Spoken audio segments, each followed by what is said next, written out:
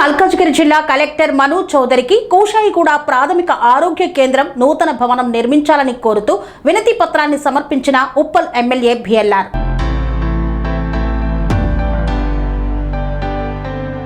మేడ్చల్ మల్కాజ్గిరి జిల్లా కలెక్టర్ మను చౌదరి ఐఏఎస్ కి వినతి పత్రాన్ని అందజేశారు ఉప్పల్ ఎమ్మెల్యే బండారి లక్ష్మారెడ్డి.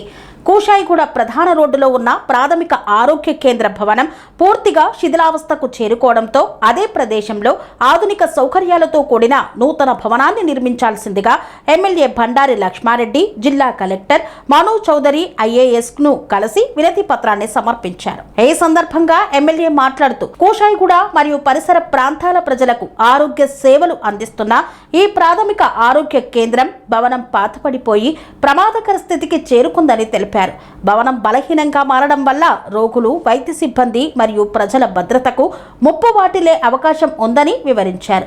ముఖ్యంగా గర్భిణీ మహిళలు, చిన్నారులకు పోలియో చుక్కలు వేయించేందుకు వచ్చే తల్లిదండ్రులు, వృద్ధులు మరియు ఇతర రోగులు ప్రస్తుత భవన పరిస్థితి కారణంగా తీవ్ర ఇబ్బందులు ఎదుర్కొంటున్నారని పేర్కొన్నారు.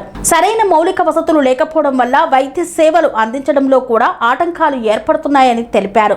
ప్రజల ఆరోగ్య రక్షణను దృష్టిలో ఉంచుకొని ఈ అంశాన్ని అత్యంత ప్రాధాన్యతతో పరిశీలించి నూతన భవన నిర్మాణానికి అవసరమైన చర్యలు చేపట్టాలని ఎమ్మెల్యే బండారి లక్ష్మారెడ్డి జిల్లా కలెక్టర్ను కోరారు.